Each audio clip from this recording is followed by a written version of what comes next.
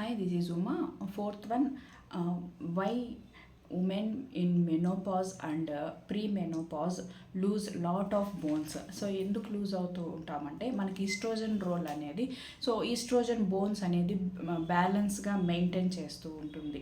So new bone build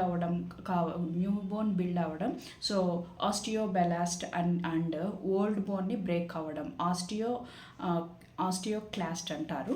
so oestrogen కనుక తగ్గిందనుకోండి, ఆస్టియోక్లాస్ట్ అనేది ఫాస్ట్గా వర్క్ చేస్తూ ఉంటాయి, బోన్స్ అనేది బ్రేక్ అయిపోతూ ఉంటాయి. అండ్ ప్రీ మెనోపాజ్లో మనకి ఈస్ట్రోజన్ లెవెల్స్ అనేది స్లోగా ఫ్లక్చువేట్ అవుతూ ఉంటుంది. సో బోన్ ఫార్మేషన్ అనేది కొంచెం మెయింటైన్ అవుతూ ఉంటుంది, బట్ గ్రాడ్యువల్గా లాస్ అనేది స్టార్ట్ అయిపోతూ ఉంటుంది. అండ్ మెనోపాస్లో మనకు కనుక తీసుకుంటే ఈస్ట్రోజన్ అనేది షార్ప్గా తగ్గుతూ ఉంటుందన్నమాట. సో ఈ ఆస్టియోక్లాస్ట్ అనేది యాక్టివ్గా ఉండదు. సో ఈ ఆస్టియోక్లాస్ట్ అనేది మనకి యాక్టివ్గా ఉండదు. సో దానివల్ల మనకి బోన్స్ అనేది ఫాస్ట్గా బ్రేక్ అయిపోతూ ఉంటాయి.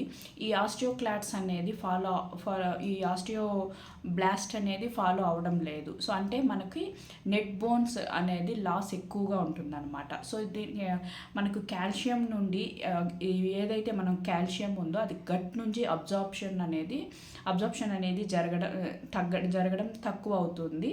అండ్ విటమిన్ డి తగ్గడం వల్ల మనం కాల్షియం అబ్జార్బ్స్ అనేది కూడా చాలా కష్టంగా ఉంటుంది.